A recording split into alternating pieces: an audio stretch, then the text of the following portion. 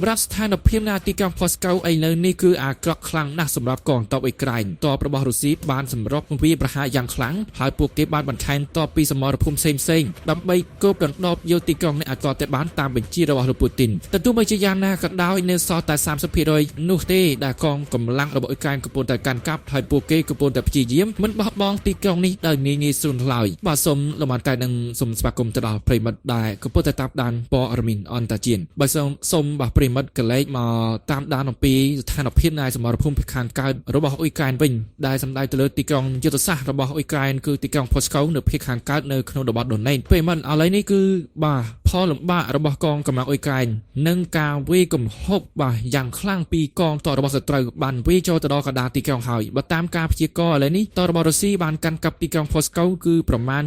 70%จำนายไอกองต่อระบบอุยการเป็นคือกันกับบานเติมตาย30%แต่ปนอพายสถานอภิเด็กยังบานจังอ๋อนี่คือจีบาฮานิเพลย์สำหรับกองกำลังอุยการนึ่งจีปัญหาจุดบองสำหรับโลกซิสกี้ได้จีเมตอบทอมระบบอุยการพองได้นะไปหมดหน้าโลกล่าหนึ่งเมพูตินระยะเป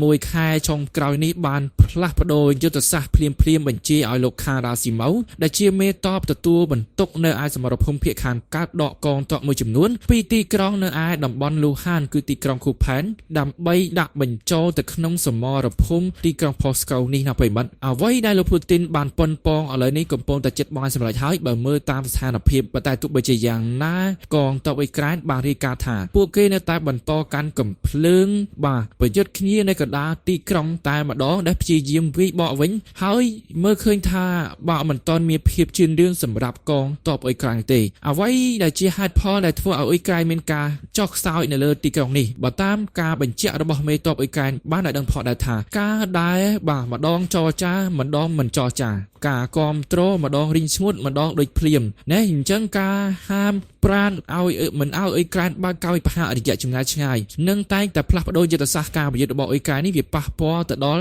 กาประยุทธ์บอกกองตบได้ประชมกบ่าจิมมวยนึ่งสเตอร์น่ะสมรภูมิจิมกบ่าอุทิศฮอธาเนื้อสัปดาห์นี่บ่าไอ้การคือตรากาอาวุธบรรทายติดปได้ก็ตรบาดบางอาปีสมปวนมัดหรือก็ประเทศมวยจำนวนประชังเกมต่อยบอชนอตประชังหรือก็อเมริกกรอมการงอระบบโลกโดนัลด์ทรัมป์บ่าพลัดโด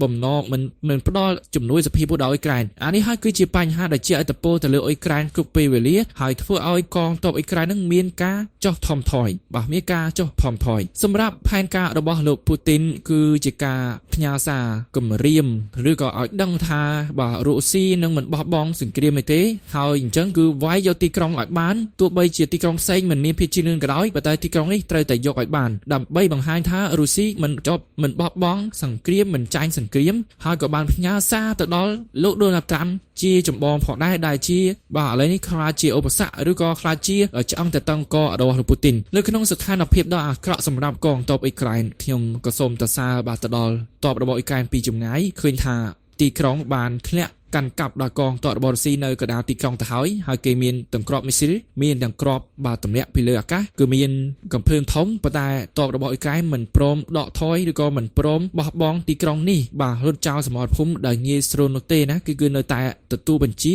หายจำไตรประยุทธ์บ่าเราโหดแต่ดอลเมื่อเคยทานสถานพิบคืออักระต่อยสมรับบ่าสมนัวมวยได้ไปมัดบานเจ้าซัวขยมทานใจไอ้ให้ได้บานที่ส่งกระเดียมอยากไปบุญชนำหนึ่งเพื่อจะบัดดาวเอารถต่อรถซี่รถมามกเราโหดแต่ดอลแต่ดามบานมากรองให้มากรองเตียนจังมันเพิ่มเยอะจนห้อยจำบางไอ้ดับประมวยมาชายตอบจมปูรถซี่เตยในขนมจำไรนี่ยำกระสมจำเรียบแต่ดอลไปมัดทาอุ้ยการก็มีแฮดพอลบาดบอกก่อนคือตีมวยแต่ตัวหนึ่งไอ้ดับประมวยหนึ่งไอ้หอยปริมัดบานเคยท่าโลกบ่าวโลเดมิสเลนสกี้บายติดจะเจ้าฮาทเลคาจิมวยอย่างสวยไอ้แต่ยกยันฮอจิบังกรีเพนมา150 เครื่องวิ่งให้ได้บานเชียระบบฟรีมันปลาบ่าได้สปอนมัดเตเอาอุยกายดาวแต่ดอ700 เครื่องเนาะเรื่องได้ปัญหาไอ้ดับผมมวยบ่าอุยกายมันยกมาปลาปัญหาทอมมันบอกอุยกายนู้คือโปรเลียนยนห่อหรือก็จุ่มนมตบอากาศระบบอุยกายตระบานบ่มพลานแต่หายขณะได้ยนห่อไอ้ผมมวยนี่เวทรายการจับบัตรบ่าคือเพลย์จอดสองด่าเติบอาจบ่าปลาวิบานตีปีคือดำไฮตอมยนห่อได้สมปอนมัดระบบอุยกายบรรจุมานั่นคือสัตจียนห่อเข้ายนห่อ ត្រូវជួសជុលឬក៏ឆ្លងកាត់ការជួសជុលទៅហើយដោយសារវាមានអាយុកាលចាស់អញ្ចឹងយកមកអ៊ុយក្រែននោះអ៊ុយក្រែនអត់មានអ្នកជំនាញជួសជុលនោះទេអានឹងបញ្ហាមួយទៀតនោះគឺពាក់ព័ន្ធនឹងការប្រើប្រាស់ប្រព័ន្ធហើយនឹង software និងបាទអ្នកបើកបរយន្តហោះត្រូវការឆ្លងកាត់វឹកហាត់ជាមួយនឹងយន្តហោះនេះរហូតទៅដល់18ខែបាទសម្រាប់បាទមានភាពស្ទាត់ជំនាញនិងអាចប្រើប្រាស់វាបានអានេះហើយគឺសិតតែជាបញ្ហាចំហើយមួយយ៉ាងវិញទៀតនៅពេលដែលគេបាញ់ធ្លាក់ F16 ម្ដងគឺ Zelensky ពិបាកនៅក្នុងការឆ្លើយតបបាទចំពោះសព្វនមិត្តឬក៏សហរដ្ឋអាមេរិកខ្លាំងណាស់ណាប្រិមត្តណាសម្រាប់តម្លៃខ្លួនគឺចាស់មែនតែតម្លៃរហូតទៅដល់$80 លានសហរដ្ឋអាមេរិកដែលស្មើនឹង Gripen ចំនួន2គ្រឿងហើយក៏ជាយន្តហោះចម្បាំងរបស់ស៊ុយអែតស៊េរីថ្មីដែល Zelensky បញ្ជាទិញចុះហត្ថលេខាទិញរហូតដល់150គ្រឿងឥឡូវនេះខ្ញុំក៏សូមបញ្ជាក់ថា Zelensky ជ្រើសរើស Gripen ដែលសារតែ Gripen គឺហោះឡើងមិនបាច់ត្រូវការផ្លូវឬក៏ក្រងទីដូចជា F16 នោះទេបាទហោះឡើងគឺហោះឡើងហើយមួយយ៉ាងវិញទៀតវាគឺជាផលិតផលថ្មីអត់ត្រូវការថែទាំច្រើននោះទេបាទយកចូលមកកាន់ទឹកដីអ៊ុយក្រែនគឺប្រើប្រាស់ប្រយុទ្ធជាមួយនឹងតបរបស់រុស្ស៊ីតែម្ដងមួយយ៉ាងវិញទៀតបាទ software របស់វាដូចជា MiG-29 របស់សហភាពសូវៀតវាងាយស្រួលប្រើជាងអត់សាំញ៉ាំហើយតម្លៃវាថោកជាង F16 ដែលមានតម្លៃខ្លួន$40 លានសហរដ្ឋអាមេរិកតែប៉ុណ្ណោះបាទនេះហើយគឺជាអ្វីដែលអ៊ុយក្រែនគិតថាវាសមស្របសម្រាប់សមរភូមិនេះបាទចុះហាក់ដូចជាឆ្ងាយបន្តិចខ្ញុំក៏សូមធ្វើការអានអត្ថបទបាទតាក់ទងនឹងស្ថានភាពនៅទីក្រុងMoscow នេះបាទចែកជូនទៅដល់ប្រិយមិត្តផងដែរបន្តតាមប្រភពសារព័ត៌មានហ្វីយុរ៉ុបបានបញ្ជាក់ថាទាហានរបស់អ៊ុយក្រែនកំពុងតែព្យាយាមទប់ទល់នឹងទ័ពរបស់រុស្ស៊ីខណៈដែលពួកគេបានមានវត្តមាននៅកណ្ដាលទីក្រុងMoscowនោះចាប់តាំងពីពាក់កណ្ដាលនៃរដូវក្តៅមកកងកម្លាំងរបស់អ៊ុយក្រែនបានព្យាយាមទប់ទល់អំពីសត្រូវនៅឯទីក្រុងMoscowទោះបីជាមើលឃើញថាទាហានរបស់រុស្ស៊ីមិនចេះដាច់មានការបញ្ជូនជាបន្តបន្ទាប់យ៉ាងណាក៏ដោយអង្គភាពកងពលតូចរបស់រុស្ស៊ីជាច្រើនក្រុមឥឡូវនេះកំពុងតែបែកគ្នាហើយព្យាយាមទម្លុះខ្សែក្រវ៉ាត់ការពារទីក្រុងMoscowដែលកងកម្លាំងរបស់អ៊ុយក្រែនគេបានមើលឃើញថាទាហានរបស់រុស្ស៊ីបានសង្ងំលាក់ខ្លួននៅកណ្ដាលទីក្រុងនៅលើអគារបែកបាក់មួយចំនួនបន្ទាប់ពីពួកគេបានធ្វើសកម្មភាពវាយប្រហារម្ដងនៅក្នុងតំបន់ភាគខាងកើតនិងភាគខាងត្បូងនៃទីក្រុងMoscowគេបានមើលឃើញថារុស្ស៊ីបានវាយលុកនិងដណ្ដើមយកផ្លូវសំខាន់និងមានការកាប់ផ្ដាច់ទៅលើប្រភពដឹកជញ្ជូនដូចជាផ្លូវដែកផ្លូវរថយន្ត highway ធំហើយក៏ជាការដាក់សម្ពាធទៅលើទាហានរបស់អ៊ុយក្រែនកំពុងតែប្រយុទ្ធដែរបើអញ្ចឹងឃ្លៀកន្លែងនេះគឺទាហានរបស់រុស្ស៊ីគាត់ធ្វើការកាប់ផ្ដាច់បាទផ្លូវសំខាន់ដូចជាផ្លូវដែកផ្លូវរថយន្តផ្លូវថ្នល់អីហ្នឹងពេលមិនគឺមិនអោយទាហានកងទ័ពជួរក្រៅរបស់អ៊ុយក្រែនហ្នឹងងាយស្រួលនៅក្នុងការដឹកជញ្ជូនស្បៀងឬក៏សពាវុធមកកាន់កងទ័ពសមរភូមិជួរមុខនោះទេបាទសម្រាប់ដែលទាហានអ៊ុយក្រែនកំពុងតែការពារទីក្រុងMoscowនេះបាទខ្ញុំក៏សូមបន្តទៀតកាលពីដើមខែនេះកងកម្លាំងរបស់រុស្ស៊ីបានគ្រប់គ្រងនិងពង្រឹងទីតាំងឈរជើងមានស្ថិរភាពនៅក្នុងទីក្រុងបែកបាក់ដោយសារតែកងទ័ពរបស់អ៊ុយក្រែនស្ថិតនៅក្រោមសម្ពាធនៅក្នុងទីតាំងផ្សេងៗនៅភាគខាងជើងដូចជាKupianហើយបានព្យាយាមទប់ទល់ពួកគេត្រឡប់មកវិញនោះបាទអញ្ចឹងឃ្លាកន្លែងនេះគឺសបញ្ជាក់ឃើញផងដែរថាស្ថានភាពកងទ័ពរបស់អ៊ុយក្រែនគឺមានតិចនោះទេបាទគឺត្រូវតែចែកគ្នាទប់ទល់អញ្ចឹងបើសិនជារុស្ស៊ីក៏ប្រឆោតមកវាយសម្រុកបាគូផែនអ៊ុយក្រែនគាត់ដកកងទ័ពទៅជួយកងទ័ពរបស់អ៊ុយក្រែននៅឯគូផែនដូចគ្នាដែរនៅទីក្រុងគូផែននោះបាទទីក្រុង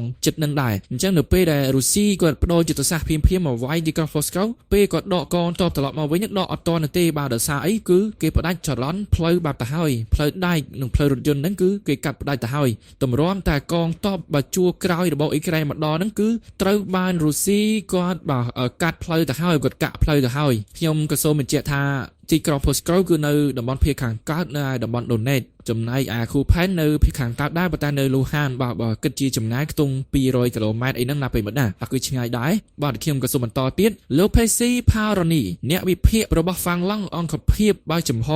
លោកបានប្រាសាទព័ត៌មានអ៊ុយក្រែនស្វីសបានដឹងថាកងទ័ពរបស់រុស្ស៊ីនិងទាហានរបស់រុស្ស៊ីបានគ្រប់គ្រងដណ្ដើមច្រកចូលទីក្រុងMoscowនៅដើមខែរដូវក្តៅនេះប៉ុន្តែទាហានរបស់អ៊ុយក្រែនបានបណ្ដេញពួកគេចេញម្ដងហើយលើពីនេះទៅទៀតខ្ញុំគិតថាមិនទំនងនោះទេដែលទាហានរបស់អ៊ុយក្រែននឹងអាចផ្ដួលពួកគេទាំងស្រុងចេញពីទីក្រុងMoscowបានអញ្ចឹងគឺលោក Pasi Paroni លោកបានមើលឃើញស្ថានភាពពេលនេះហើយលោកបានវិតម្លៃថាស្ថានភាពពេលនេះគឺវាជ្រុលដំណើរទៅហើយបើចង់បណ្ដេញទ័ពរបស់រុស្ស៊ីចេញពីទីក្រុងនេះក៏ទំនងជាមិនអាចដែរបាទប្រិយមិត្តណាបាទខ្ញុំក៏សូមបន្តទៀតដែលគូបញ្ជាក់អំពីការកាន់កាប់មិនច្បាស់លាស់របស់អ៊ុយក្រែនមេបញ្ជាការយោធាកម្ពុជារបស់ប្រទេសគឺលោកឧត្តមស្រី Oleksandr ស៊ីស្គីបាននិយាយកាលពីថ្ងៃទី30ខែតុលានេះថាលោកបានធ្វើដំណើរទៅកាន់សមរភូមិជាមុខលោកបាននិយាយនៅក្នុងការបំផុសទៅកាន់ Telegram ថាស្ថានភាពពេលនេះពិតជាពិបាកប៉ុន្តែសេចក្តីថ្លែងការណ៍បានឃោសនារបស់រុស្ស៊ីគឺរារាំងអំពីកងកម្លាំងរបស់អ៊ុយក្រែនកំពុងតែការពារទីក្រុងក៏ដូចជាទីក្រុងខូផែនហើយមិនបានឆ្លើយតបចំពោះការពិតនោះទេបានចឹងឃ្លាកន្លែងនេះគឺលោក Vladimir Putin លោកបានធ្វើសេចក្តីថ្លែងការណ៍ថាឥឡូវនេះកងទ័ពរបស់រុស្ស៊ីនឹងបានឡោមព័ទ្ធទីក្រុង Moscow និងទីក្រុង Kupan ទៅហើយនេះប្រិមិត្តខណៈដែលកងទ័ពរបស់អ៊ុយក្រែននឹងកំពុងតែប្រយុទ្ធយ៉ាងសកម្មនៅឡើយនោះទេហើយក៏ត្រូវបានលោកស៊ីស្គីនឹងបាននិយាយថាវោហារសាស្ត្ររបស់ពូទីនគឺជាការឃោសនាបំបាក់បាក់ស្មារតីរបស់កងទ័ពអ៊ុយក្រែនបាទអញ្ចឹងខ្ញុំក៏សូមបន្តទៀតគិតត្រឹមនៅថ្ងៃទី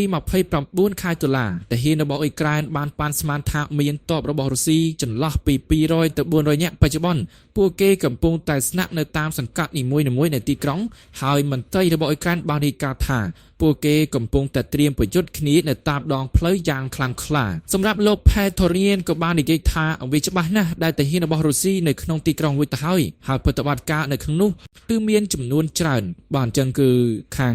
តបរបស់អ៊ុយក្រែនបានទទួលស្គាល់ថាមានការវាយគ្នាទៅវិញទៅមករវាងកភ្លើងនិងកភ្លើងទល់មុខគ្នាដែរម្ដងរវាងកងទ័ពរុស្ស៊ីហើយនិងកងទ័ពអ៊ុយក្រែននៅឯតាមផ្លូវក្នុងទីក្រុងហើយក៏មើលតាមទស្សនវិជ្ជាគឺមើលឃើញថាទីក្រុងមានការផ្ទុះជាបន្តបន្ទាប់ដោយកងទ័ពរបស់អ៊ុយក្រែនហ្នឹងក៏មិនចង់ឲ្យរបូតទីក្រុងនេះដែរអញ្ចឹងហើយបានជាខំព្យាយាមទប់ទល់អស់ពីលទ្ធភាពក៏ទោះបីជាដំណឹងថាមានការដកថយហើយតំបន់ខ្លះឬក៏សង្កាត់នៅក្នុងទីក្រុងខ្លះរបស់អ៊ុយក្រែនត្រូវរុស្ស៊ីកាន់កាប់យ៉ាងណាក៏ដោយក៏ប៉ុន្តែមិនបោះបង់ព្រាមនោះទេគឺ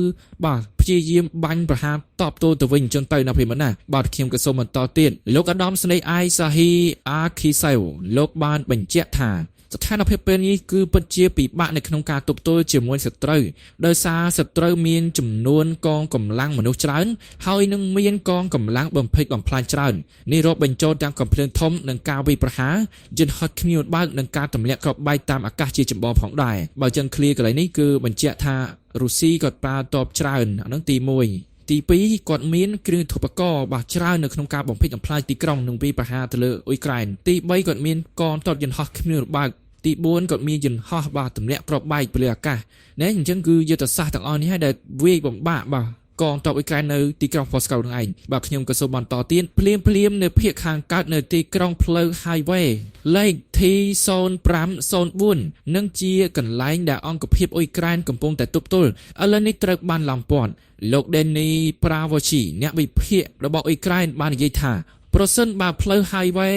T0504 នេះត្រូវបានកាន់កាប់ដោយកងកម្លាំងរបស់រុស្ស៊ីនោះហានិភ័យនឹងមានទៅដល់កងទ័ពរបស់អ៊ុយក្រែនសម្រាប់អ្នកវិភាគក៏បានបន្តថាប្រសិនបើទីក្រុង Moscow ត្រូវបានរុស្ស៊ីកាន់កាប់ពេលនោះបញ្ហានឹងធ្លាក់ទៅដល់ទីក្រុងផ្សេងៗទៀតដូចជាទីក្រុង Dnipropetrovsk ហើយនឹងបន្តឆ្ពោះទៅកាន់សមរភូមិសំខាន់ៗនៅក្នុងទឹកដីរបស់អ៊ុយក្រែននៅភាគខាងកើតបាទអញ្ចឹងប្រិមិត្តអ្នកស្ដាប់ទីគោរពនិងពុកម៉ែបងប្អូននេះគឺជាដំណឹងស្ថានភាពដ៏អាក្រក់នៅឯភាគខាងកើតក្នុងទឹកដីរបស់អ៊ុយក្រែនសម្ដៅទៅលើទីក្រុង Moscow ខណៈដែលកងទ័ពរបស់រុស្ស៊ីគឺសម្រុកខ្លាំងដើម្បីឈរជើងយកបាត់ទីក្រុងនេះហើយខាងអ៊ុយក្រែនក៏កំពុងតែទប់ទល់ដែរបើតាមការបញ្ជាក់គឺមានការវាយប្រហារគ្នានៅកណ្ដាលទីក្រុងយ៉ាងខ្លាំងក្លាតែម្ដងនៅក្នុងអំឡុងពេលដែលខ្ញុំកំពុងតែធ្វើការអធិប្បាយនេះបាទអញ្ចឹងខ្ញុំបាទក៏សូមបញ្ចប់ព័ត៌មាននៅត្រឹមនេះហើយសង្ឃឹមថាប្រិមិត្តនឹងទទួលបានព័ត៌មានដែលក្តីរីករាយបាទសូមអរគុណសូមជម្រាបលា